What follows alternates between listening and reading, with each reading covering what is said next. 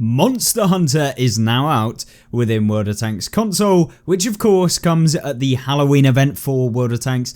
And with this is where you can pick up some free vehicles. Today we're going to show off one of the more interesting vehicles that actually came out relatively recently in regards to Halloween vehicles, so the last couple of years, and just talk about the new update, what you can actually do, and just give a brief overview. Obviously the new Halloween event is live, so you can jump in, you can play, but obviously Monster Hunter itself is themed around getting yourself points, which then give you the ability to unlock a free vehicle for the game. And there's tons of different vehicles that you can actually pick up. So these are the list of them. You probably jumped in, you saw them on your challenges tab. You got the Arachnid, the Roswell, the Bog Horror, the Creature, the Revenant, and the Kaiju.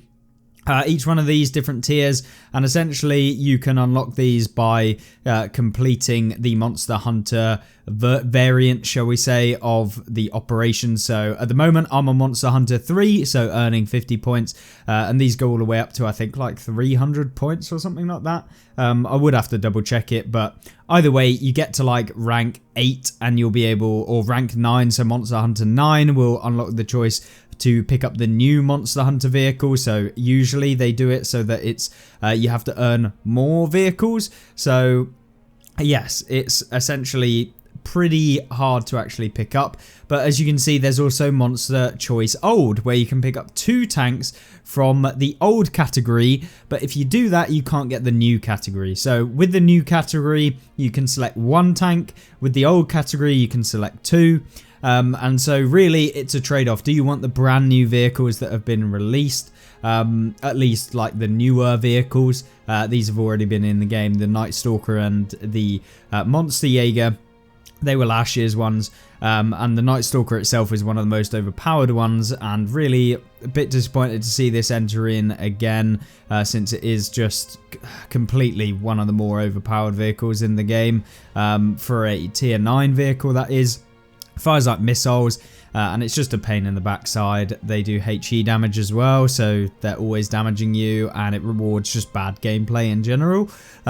So yeah, a bit disappointed as that's in there, but I understand why. It is a Monster Hunter tank. This is the Monster Hunter promo, so I'm not that surprised that it is there.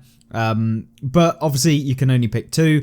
Today's video we're kind of featuring the Arachnid, which is the Monster Hunter vehicle from 2 years ago, I believe, which has like a weird skin on it. As you can see here, when you're actually playing in the game mode, it has the weird legs, spider legs, that come off of the tank. As it currently stands in the game, it doesn't have it.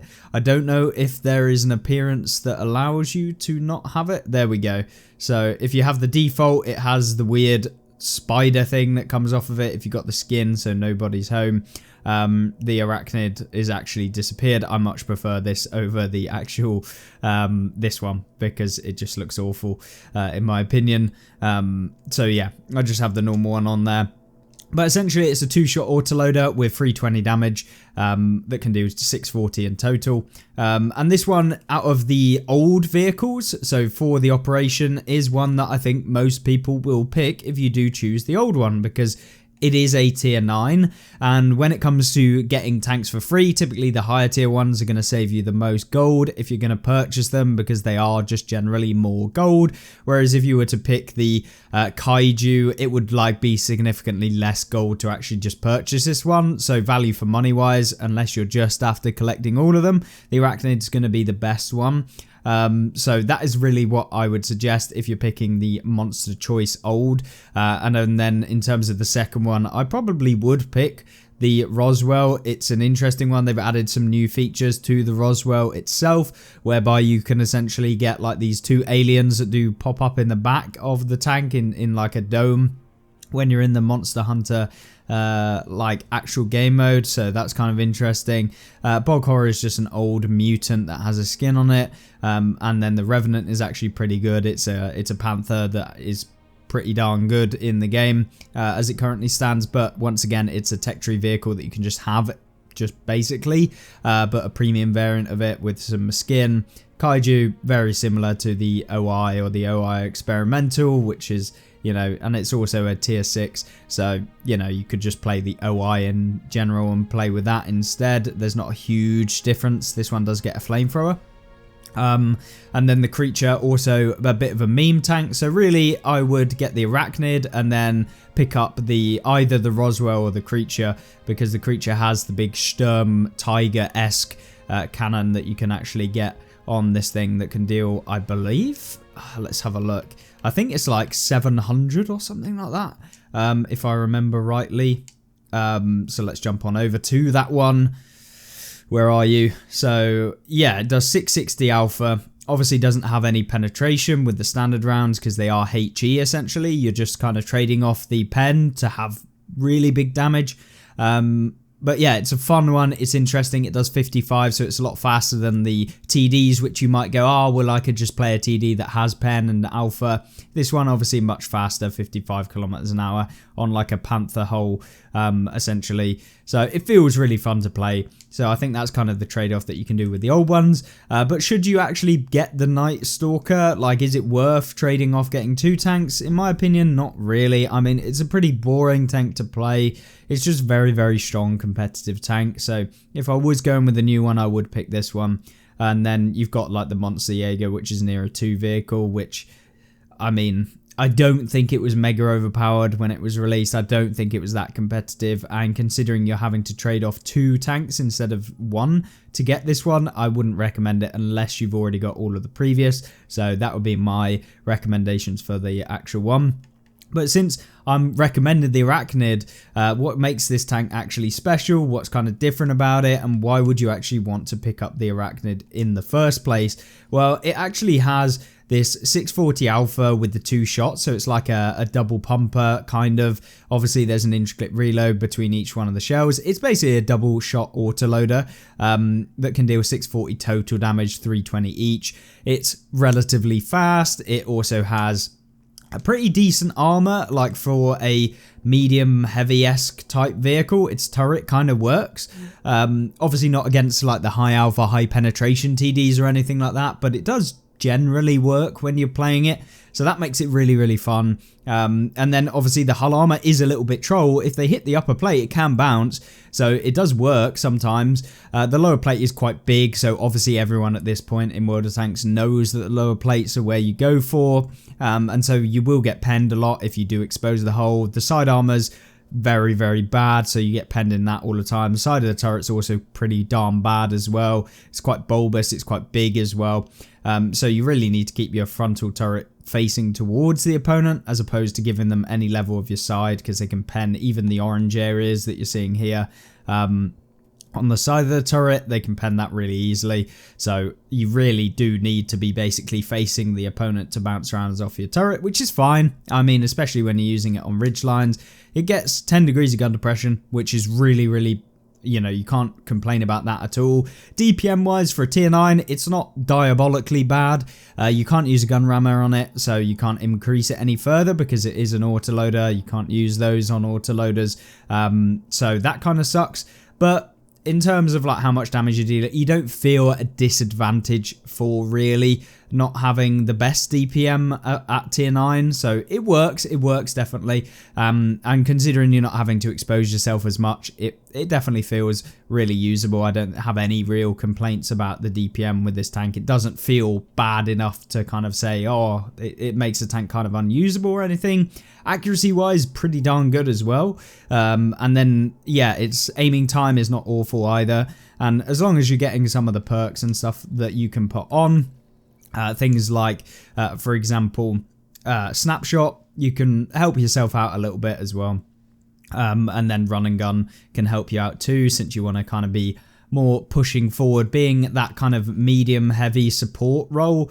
Even if it is a medium tank, the armor, when you're using the turret looking directly at people, can be usable. So that's why I say it's kind of like a medium heavy type build. As opposed to being like a pure medium. It still functions as a medium. Its view range is still decent, 500 meters as we got it set up, obviously with coated optics and having ourselves situational awareness as well to boost up our view range, which I'd recommend. Camo running in this tank, probably not really worth it since we do want to be a bit closer for the autoloader, and autoloaders are generally not good at sniping because the amount of shots that you get that open up to be able to deal, you know, multiple shots worth of damage. It doesn't really occur that often when you're far away. When you're in an autoloader, you can push an opponent because you have the alpha to be able to, you know, push around a corner and actually take them out of that position. Whereas with a single shot, you don't have so much of an incentive to push around and, you know, fire off shots one after the other. But an autoloader you can do with taking minimal damage in return. So that's why kind of sniping in autoloaders isn't a good option whatsoever. And generally sniping in its entirety, other than in like the mid to late game, generally yields less damage. Even though you might take less at the beginning, you're probably not learning as much.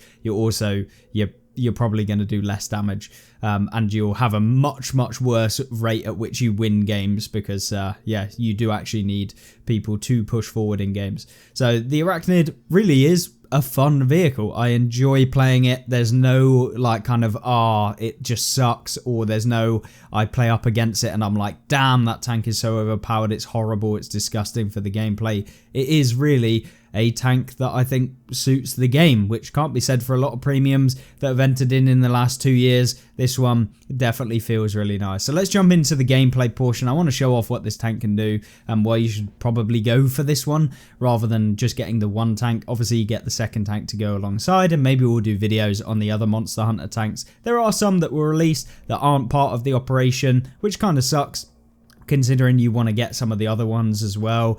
But yeah, generally 2 free tanks, I would take that over 1 free tank, even if that 1 free tank is really good. So for me, I already have all of the old ones, so I'm going to have to pick the new ones. So yeah, but if you are in a situation where you don't have all of the old ones and you don't have the Arachnid, I would recommend, you know, getting this one over getting the new one, just simply because you'll next time around be able to pick up the Night Stalker probably in the old version, so you'll probably be able to get it anyway. So that out of the way, let's jump in, let's see what this thing can do, and hopefully enjoy. Okay, so we're on the icy tundra of Suvorogorsk for this one, the first one that we'll showcase. We've got 2 gameplays coming up, and so this one, actually a pretty darn good map for this tank, because you can use gun depression, you can use some of the hills, there's plenty of areas to make use of it. I would recommend, if you are playing this tank, to try and find hill areas of maps to use the gun depression, because it's going to make the tank much more bearable. You're going to bounce more and you're going to be able to farm people a little bit easier. It isn't really a corner fighter unless, you know, you have teammate support, and relying on teammates, as I always say, is generally not the best idea. We stop here to get a shot on the batch at 25T there, who's pushed down. Worth just staying there for a second just to aim at that guy. We also get some spotting because we're one of the furthest forward in the game. So once again, spotting on this tank does actually work. You're not going to be out spotting light tanks, but you are going to be able to compete with all of the other mediums at tier 9 and some of the mediums at tier 10, especially if you spec into the view range and the concealment and stuff like that on the tank, which is perfectly fine to do as well.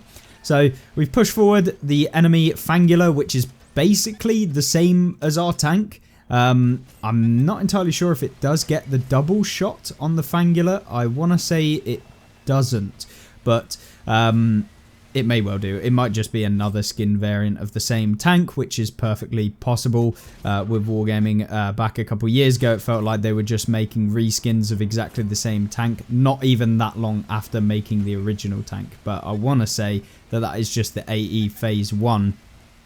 So yeah, not much of a difference between these two. But at this point, we've done a decent chunk of damage, and uh-oh, here comes the Mr. Overpowered down there and the Night Stalker. We turn around to try and help out the E75 here. It should be quite difficult for the Night Stalker to be able to pen. At this sort of angle, the Night Stalker is actually a real pain in the backside to get a shot into, because we're aiming down at the lower plate, which means it's angled, and the upper plate is still very, very well angled, so we can't actually still even pen that from the front.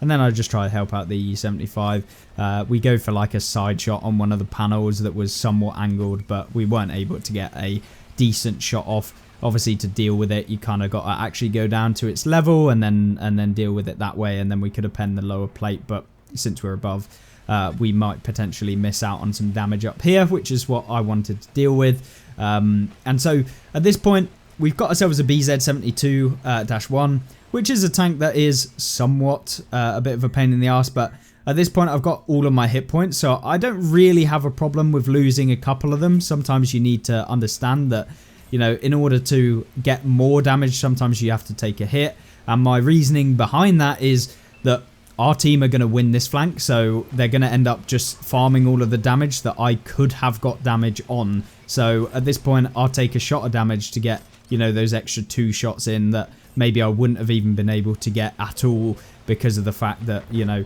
the game is coming to a close and our team would have just swamped them. Enemy artillery misses me, obviously takes out the Waffle Panzer IV behind us, which is a feels bad, and also does a ton of damage to me as well. Jaegeru seems to have fired. I'm checking using the third person camera so we can see whether or not he has fired, and he's backing up, he's repositioning, and he's still not looking where we are, so then we back up as soon as we see him looking, or if, you know, he's got into a position. And we've already fired both of our shells at that point and penned. So we're up to 3k damage, 1200 assists. By no means a bad game at all. Obviously tier 9, a good game would probably be in the region of about 4k just static damage. So realistically, that's what I'd be aiming for, to have like a decent game in a tier 9.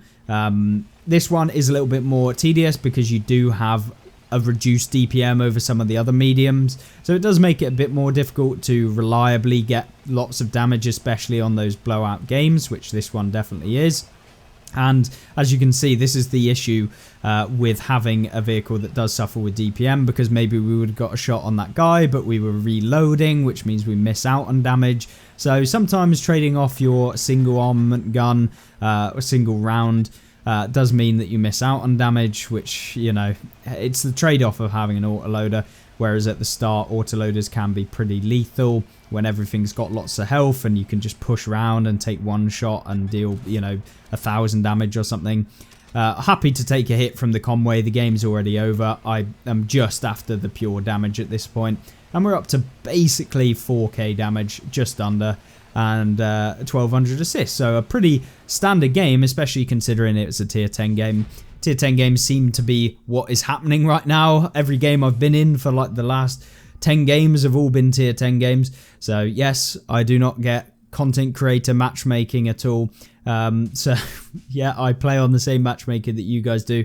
I don't actually mind being lower tier. It's just those situations where you do get YOLO'd by some idiot deciding that he's chosen you that game. That's the most infuriating one, when you do play lower tiers, because you just don't have the DPM equivalent, and so they can often just remove you from the game. They got more hit points, but it feels so rewarding when an idiot decides to YOLO you and you actually farm them for all of their health and survive.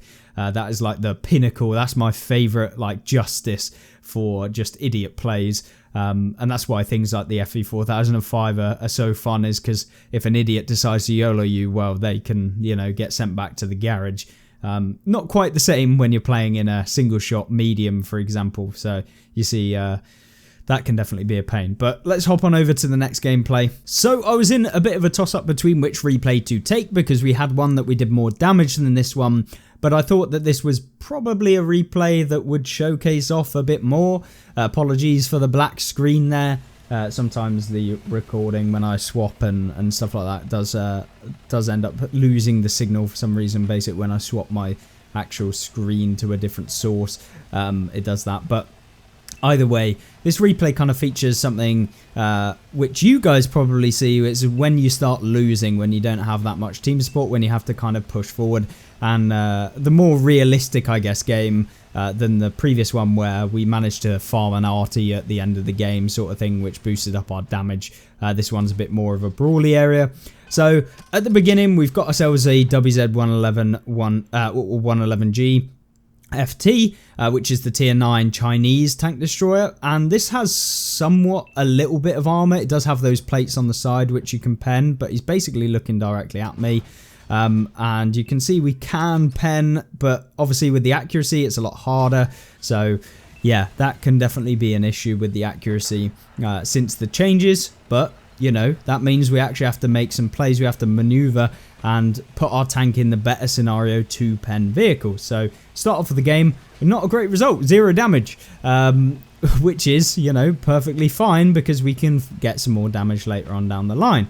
But at this point, okay, our team have kind of blitzed through the western side of the map, kind of maintained full control, and they've got the hill area over the other side. So the worst thing that you can do on this side, if you have one, is to basically push over to the southern side of the map, because you basically get farmed by all of the people camping on the hill by where we are. But we get in a full shot here, double shot into the Maushan, who was kind of sat up on top of the hill. Not quite sure what was going on there, but, you know, either way, we'll take it. And we hit that guy. He hits our upper plate and ends up bouncing. So, as you see, armor does potentially work. It is a tier 8, but at the same time, you know, you aren't going to be bouncing high tier, high alpha premium rounds from tank destroyers. So, we didn't see any of those nearby, so it allows you to kind of stay there for a little bit longer. If we saw something like a ISU 152 or something like that, maybe I wouldn't have stayed there, etc. But at this point, I'm seeing that our teammate in the VK4502A is getting pounded by a Goronich, and we're fully reloaded now. So I'm going to try and get this guy out of the game. He reverses, that gives us the rear of his tank. And so we just pump in 2 rounds into the back of him. He's now got to deal with either someone behind him or to the side of him. So he turns for my teammate there in the heavy tank. And yeah, he's in a bit of a sticky situation. Hence why pushing here, especially in this sort of game, is not the best. We pen him through the mantlet. The pen of this tank is somewhat lackluster. It's 280 with the premium, so the heat pen. So it is not the greatest. So hitting tanks reliably at ranges with the accuracy is not so good. So it puts an emphasis on being a bit closer, which works very well for playing an autoloader, as you can expect. Now, this is the broken piece of garbage that literally takes no like actual skill really to play the Night Stalker there. Basically came round to just pump my Wraith there. He hits us with one-shot pens and takes out about 1 million members of my crew and my and my tracks and everything. We use this space here. We hit the Terrapin there for 1 shot of damage. And then at this point, it's just looking like it's going to be curtains. A teammate. We've got people behind me which are going to be able to remove me, which is not so good. We're using the Wreck of the Brass to make it a bit more difficult for the people to the right to actually hit. And then we've got the Night Stalker who just comes around, doesn't really have to aim, and he would have finished us off anyway because we have no hit points left. But you can kind of see the flaws, the weaknesses, as well as the actual benefits of playing this tank is that if you do remain in a bit more of a passive role that's at medium range and close range, using the teammates' health as support and just generally helping out your teammates, supporting them, this tank plays very, very well and you can have some very good results. But if you're taking the majority of the hits, you are going to get overwhelmed quite easily. The armor doesn't hold up in those situations where you're trying to rely on armor, as you can expect with a medium tank. And so it does sacrifice all of that. And of course you haven't got the most consistent reload speed, which means you can miss out on getting, you know, 1 shot of damage, which you might have been able to get off with a single shot. So once again, in World of Tanks, everything is just a, you know, trade-off between what do you want, how do you want to play. And unfortunately for us, the wheel ended up hitting in not the best circumstances for me in the tank that we're playing. But, you know, you can still make use of those games. Don't ever get kind of disconcerted with how the games are going. You can still make them work regardless, as long as you play decently and you open up the chances, the possibilities as much as you possibly can. And you can just see here the Night Stalker literally being a piece of hot garbage, as usual. Even when you hit them in the lower plate, you have to have quite substantial pen, and so premium standard rounds can also not actually be able to pen. This guy's firing at the mantlet, not the play. You basically, it doesn't have any cupolas either, so you really need to back up, hit the lower plate, or you have to have high penetration and hit kind of behind the gun mantlet and the turret of the tank to pen it. So it's just yet again a tank that they introduced that really doesn't have that many weak points and can just hit you and deal damage to you regardless of what you're in. So the Night Stalker, yeah, not a fun vehicle at all. But I thought I'd showcase off this tank, as it is a well-balanced, fun vehicle that I just don't get the fun out of the Night Stalker. It's not that fun to actually play, and I think I value fun over playing something that might get me some more damage in general. So hopefully you guys get the gist. The Night Stalker, really, really fun vehicle. I enjoy it. I think it's something a bit different, and you don't often get a 2-shot autoloader versus, you know, a like 4-shell, and the reload doesn't feel like you're waiting too long either. So I loved it. I thought it was a ton of fun. Hopefully you guys enjoyed the video, and I will see you back tomorrow where we'll probably play one of the other Monster Hunter vehicles. So you'll kind of see one of those, and maybe we'll go through and review some of the other ones as well. Maybe even some of the ones that aren't actually available for free, but I'll try my best to get out some reviews for you guys on most of the Monster Hunter ones that are actually free. Bar maybe the Kaiju, I just don't really want to play tier 6. But with that being said, hopefully you enjoy, and I'll see you in the next one. Have a great rest of the day. Goodbye.